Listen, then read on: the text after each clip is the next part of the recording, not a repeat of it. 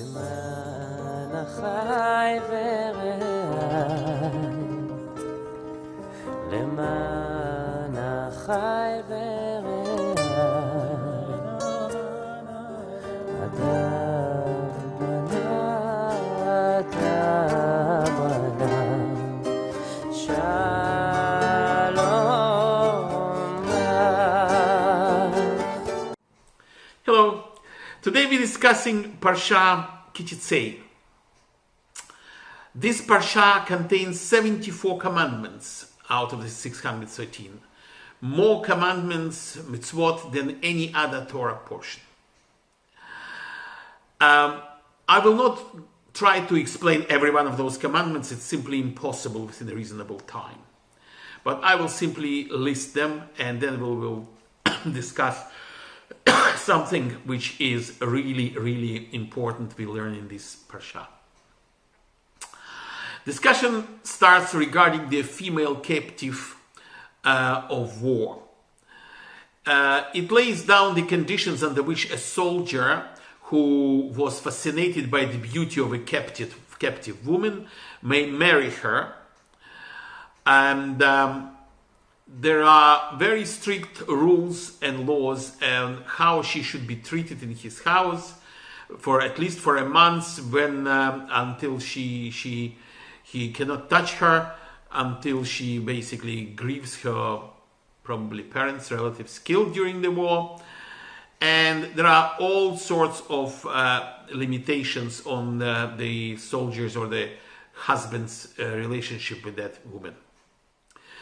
Then the Torah discusses the right of the firstborn son to a double portion of the father's inheritance. It's detailed that regardless of whether the son is from the loved wife or not so loved wife, if he is the firstborn, he gets a double portion.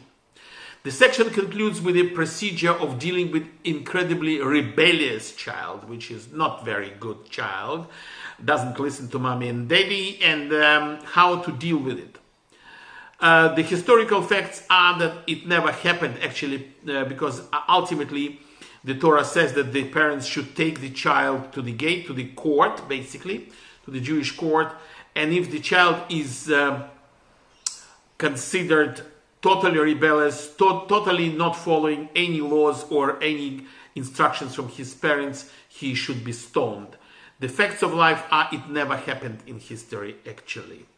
But it basically explains to parents their right to teach the child and their responsibility to teach the child to behave properly. Because otherwise the child can grow up a criminal and will kill somebody, and then it will be killed anyway as a murderer. So that's what basically this is all about. The Torah spells out the requirements of speedy burial of the deceased, returning lost objects to their owners, helping the neighbor when his animal is fallen under heavy load, and the neighbor may be a friend or even an enemy. You may dislike the neighbor or the other person, but you must help. A Jew must help a Jew. The prohibition against cross-dressing and the obligation to send away the mother bird before taking its chicks or eggs. You see, Torah goes in every aspect of life in this parsha. Then it talks about building a safety fence around the flat roof. The prohibitions against sowing mixture of seeds and plowing with a mixed pair of animals like a bull and a donkey in one, pulling one plow. Or wearing a garment which contains mixture of wool and silk or linen, shatnez. Wearing tzitzit, it explains the necessity of tzitzit, and actually it allows an exclusion from the rule here on mixing the linen and wool for the talit. Then it talks about the penalty for husband who defames his wife, and the punishment for adultery, the penalty for rape, and certain prohibited marriages. Then commandments discuss in this section maintaining pure and hygienic army encampments.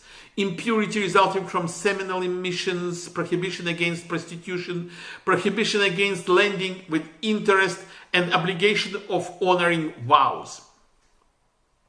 In this part, when they're talking about the army outside in the desert at war, it talks even very, very private issues like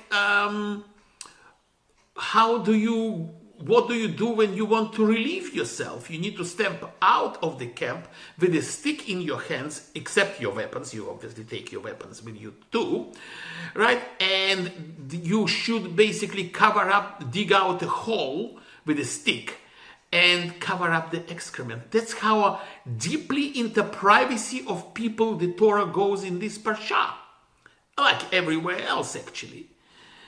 And that has got a lot of, on the surface, it basically explains to people how to behave. But every aspect of it has got a presentation, has got a part in our inside neshamas, in our da'at, in our understanding who am I, and what I do and how I do things. Because if you think deeply about all of those aspects, it's all of it is inside us as well. It's much deeper. We will talk about it in a few minutes. The right of field workers to eat from the produce they are harvesting is discussed. They can eat the produce, but they cannot put it in the basket and take it home. That's stealing. The Torah then briefly discusses marriages and a bill of divorce. Divorced couple cannot remarry if the woman has been married to another man, or divorced again, or widowed in the interim. So she cannot go back to the first husband. No way. A newlywed man can be exempt from the military service for a full year. It is forbidden to accept utensils used to prepare food as a loan security, because you deprive a poor person. If he borrowed from you money and you took his utensils to prepare food as a security, you deprive him of food. So this is forbidden. And as well as Torah forbids the debt to take the possessions of the person as collateral. And a poor man's security must be temporarily returned back to him on daily basis. For instance, if you took somebody's coat as a collateral for the loan, whatever, you must return it back to him when it's cold or the night gets in, because he needs something to cover himself up with. Right? Kidnapping is considered a capital offense. We are commanded always to remember that Miriam was afflicted by tzara for speaking badly about Moses and his wife. I will quote the words she said here, and we will come to that in a few minutes. And Miriam and Aaron spoke against Moses regarding the Cushite woman he married. For he had married a Cushite woman. That's what Moishe retells here to the Israelites when he's repeating basically the Torah. He is retelling them the whole story. We are forbidden to withhold or delay workers' wages. A relative's testimony in the court is not admissible. And various mandatory gifts for the poor are discussed. The procedure for corporal punishment is discussed, how a person must be punished if a corporate punishment is issued by the court. The mitzvah of levirate marriage, what is yibum, it's called, is introduced. What is it? It's if a married childless man dies and his brother, in that case, is obliged to marry the widow, his wife, and basically have a child with her, and so that child will carry basically the neshama of this man's brother who passed away childless. If the brother refuses to marry the widow, or the widow refuses to marry the brother, then they must conduct a ceremony, a chalitza, which is a very bizarre ceremony actually, which frees the widow from the obligation to marry, and she can marry the brother, and she can marry whoever she wants. But the ceremony consists basically of the widow taking off the shoe from the brother of her husband and spitting in the shoe. What that has got to do one with the other beats me. I have got no idea. But that's the fact. And as a matter of fact, Rabbi Ullman told us that over the last 20-something years, he is the judge in the court, they had the chalitza only once. Today, in now modern time. We are instructed to maintain accurate weights and measures, and that basically refers to the honesty in business, and we discussed that at some point in time previously. The reading ends with the mitzvah to remember Amalek's evil deed, which they ambushed Israelites on their way out of Egypt. When the Israelites were weak, weary, and they actually ambushed the people who were in the very back, not protected by the clouds. They are the sinners, the people who had some contamination or whatever, and they were normally weak, and these are the people who were attacked by the Amalekites. I want to return back to the statement which Moishe makes to the new young Israeli generations, Jewish generation. This is what Moishe says. Remember what Amalekites did to you along the way when you came out of Egypt. When you were weary and worn out, they met you in your journey and attacked all who were lagging behind. They had no fear of God. When the Lord your God gives you the rest from all the enemies around you in the land He is giving you to possess as an inheritance, you shall blot out the name of Amalek for under the heaven. Do not forget. That's what Moishe says here in this parsha. The Israelites had two enemies in the days of Moses. The Egyptians and the Amalekites. The Egyptians enslaved Israelites. They turned them into a forced labor colony. They oppressed them, they killed their children. The Pharaoh commanded them to drown every male Israelite child. And they actually plastered the Israeli children into the concrete walls. It was attempted genocide. Yet, about them, Moishe says, he commands, do not despise the Egyptian because you were a stranger in his land. And regarding Edomites, which are the descendants of Esau, who wanted to kill Yaakov, the forefather of Jewish people, Moishe says, do not despise an Edomite because he is your brother. Well, hold on here. We need to understand what is going on. The Amalekites did not do anything of that order of magnitude. They just attacked Israelites once. And the attack was not successful. Jews repelled it and kicked their nose, and they went away, with their tail between their legs. Yet Moses commands, remember, do not forget, blot out the name. In Exodus, the Torah says that God shall be at war with Amalek for all generations. Why? Why the difference?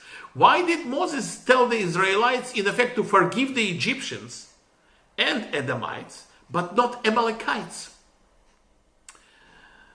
These are very unexpected commands, and understanding them will teach us an important lesson about hatred and racism.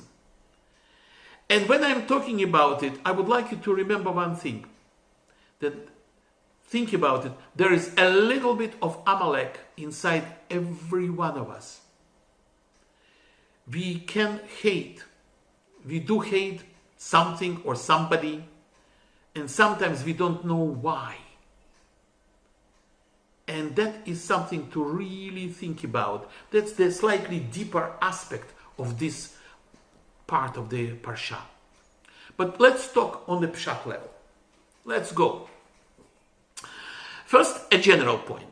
Jews have been subject to racism more longer and longer than any other nation on the planet. Therefore, we should be doubly careful never to be guilty of racism ourselves. We believe that God created each of us, regardless of color, class, culture, or creed, in His image.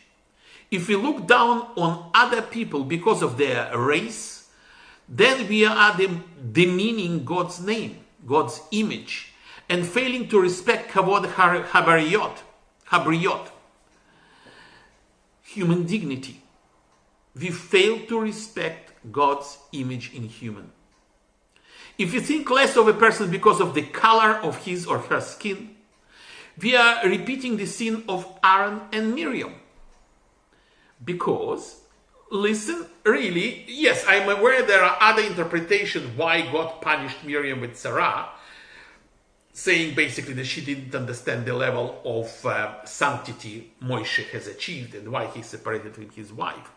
But this is something different, because if you carefully listen to the words what Miriam says to Aaron, there is something else here. Miriam and Aaron spoke about Moses, and Miriam said, Moses is married to a Cushite woman, for he had married a Cushite woman. What she's referring to? She's referring to Cushite woman's dark skin color. Yes, Cushite women, yes, Zipporah was a Cushite woman and she was black.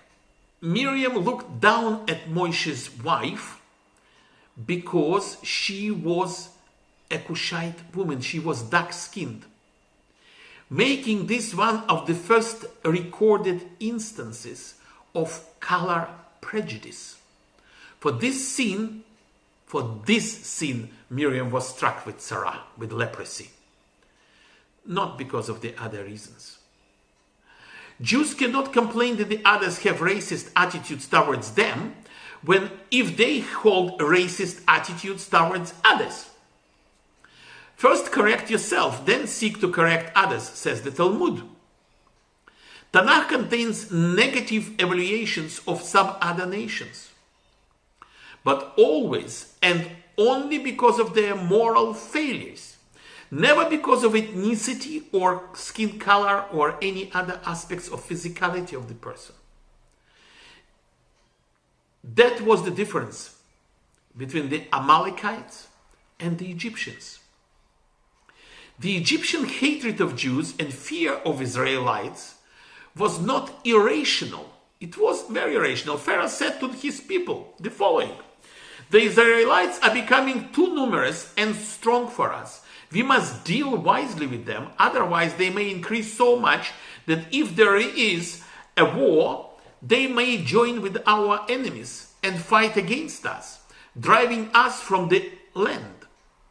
So the Egyptians feared the Israelites because of the sheer numbers of Israelites and the reproduction and the way they were multiplying. It constituted a potential threat to the native population of Egypt. Historians tell us that this was not groundless. Egypt has already suffered an invasion from the Hyksos tribes, which were an Asiatic people with Canaanite names and beliefs, idol worshippers, who took over. So Egyptians idol worshippers, that's true. They took our denial data during the second intermediate period of the pharaohs. So the Amalekites, on the other hand, were destined to be the perennial enemies of Israel, but not the Egyptians. Precisely opposite is true about the Amalekites. Their hatred was not logical. They had no reasons to attack the Jews. None whatsoever. They attacked the Israelites when they were tired, weary, just went through the Exodus. They just came out through the sea parted, and all of this. The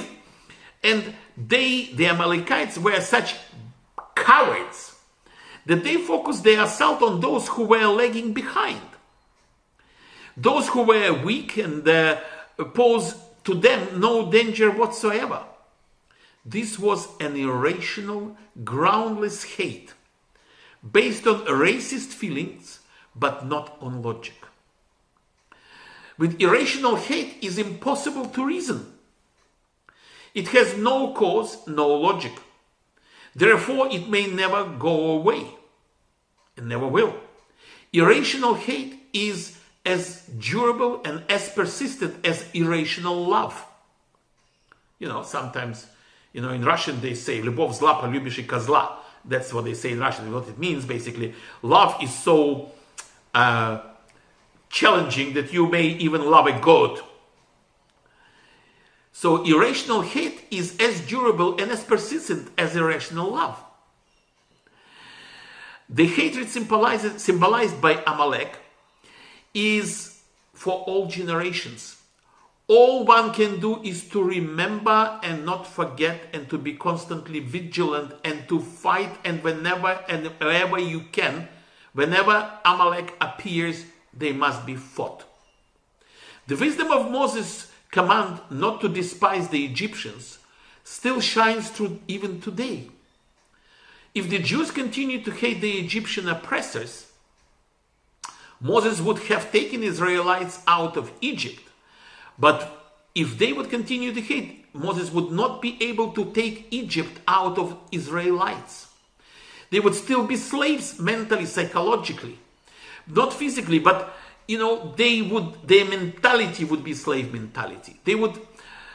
So to free them, you have to let it go of this hatred. That is the difficult truth, but a necessary one. No less surprising is Moishe's insistence: do not despise the Edomite, because he is your brother. And think about many aspects of your personal relationships with your brothers, sisters, with your relatives. Edom was of course the descendants of Esau. There was a time when Esau hated Jacob and wanted to kill him. Besides which, before the twins even were born, Rivka received an oracle statement telling her, 2 nations are in your womb, and 2 peoples from within you will be separated. One people will be stronger, and one will be weaker, and the elder will serve the younger. Whatever these words mean, and there are many interpretations, they seem to imply that there will be an eternal conflict between the 2 brothers and their descendants. Some say it is on the basis of what dominates: spirituality, Jews, or physicality, non-Jews, seculars. The answer is simple. Esau may hate Jacob. It does not follow that Jacob should hate Esau. The answer with hate is to be dragged down to the level of your opponent. As Martin Luther King said, darkness cannot drive out darkness. Only light can do that. Hate cannot drive out hate. Only love can do that.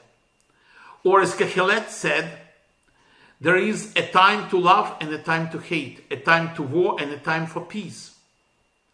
It's none other than Rabbi Shimon Bar Yochai who said that when Esau met Jacob for the last time, he kissed and embraced him with a full heart. Hate, especially between brothers, is not eternal. Always be ready. Moishe says to have implied for reconciliation between enemies for all future generations. And even if the brothers hate each other's gods, there is always a possibility that they may be able to reconcile if they open their minds and their hearts. And that is a very important message. Moishe commands against hate. This is a testimony of his greatness as a leader. It is the easiest thing in the world to become a leader by mobilizing the forces of hate. This is what, in modern times, I'm not going deeper in the old times. Let's look at the modern times. Radovan Karadzic and Slobodan Milosevic did what they did in Yugoslavia and committed, as a consequence, they committed mass murder and ethnic cleansing of the Croatians. And it is what the state-controlled media did, describing Tutsis as Inyenzi, cockroaches, before the 1994 genocide in Rwanda. It is what dozens of preachers of hate doing today, often using the internet to communicate paranoia and incite acts of terror, like Iran, Syria, Taliban, ISIS, etc. What they do? It's exactly illogical hatred. In the Middle Ages, Jews were accused of poisoning wells, spreading the plague, and in one of the most absurd claims ever, the blood libel. They were suspected of killing Christian babies, children, to use blood to make matzah for Pesach. It's so stupid, so ridiculous. This was self-evident. It was self-evident that this is impossible. But that did not stop people believing it, because it's illogical hatred. This was the technique mastered by Hitler as a prelude to the worst ever crime of man against humanity. The language of hate is capable of creating enmity between people of different faiths, ethnicities, who have lived peacefully together for centuries. It has consistently been the most destructive force in history. And even knowledge of the Holocaust has not put an end to it. Even in Europe today, it is unmistakable. The culprits are the toxic leadership, starting from United Nations, ran by people who have got illogical hatred.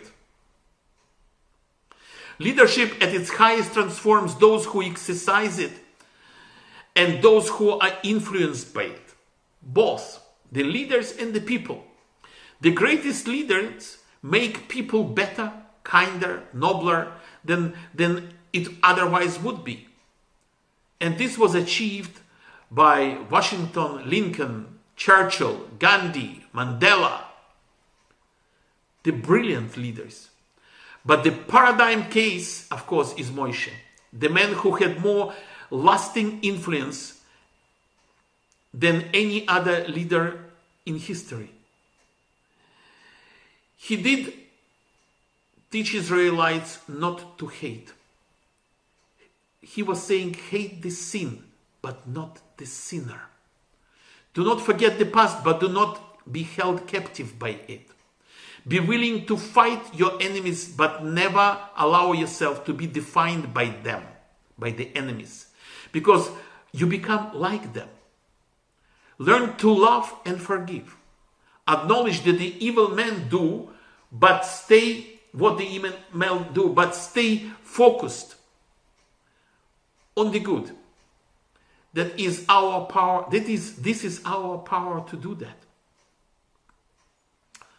Only then we can rise to the moral heights of a humankind and help to redeem the world we share. Don't forget, we Jews are the nation of the priests. We must rise higher and higher and higher. That's our job. Not all hostility to Jews or to Israel as Jewish state is irrational. And where it is not, it can be reasoned, it can be discussed, and can be resolved. But some of it is totally irrational. Some of it, even today, is a repetition of the myths of the past, from the blood libel to the poisoning of the wells, which I was talking about. All we can do is remember and not forget. Confront it, the illogical hatred, and defend ourselves against it. Amalek does not die, and it represents itself in every shape or form. The most recent, the most well-known, Stalin, Hitler, the current leadership of Iran, Syria. They have got no reasons whatsoever to hate Israel. Palestinians, who are aided by Israel, if the Hamas leadership would start thinking instead of using irrational hatred, that would be a much easier negotiation. Amalek does not die, but neither does the Jewish people. We were attacked so many times over the centuries, but we still live. And we are the testimony to the victory of God's love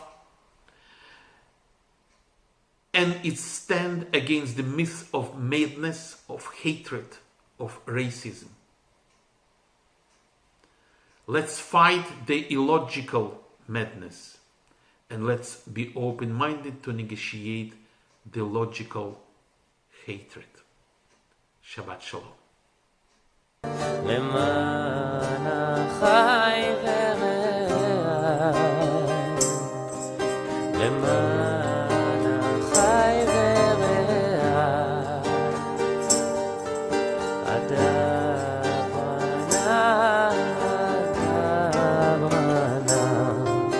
שלום בא, למען בית השם אלוקינו, אבק שטוב לה, למען השם אלוקינו, אבק שטוב לה,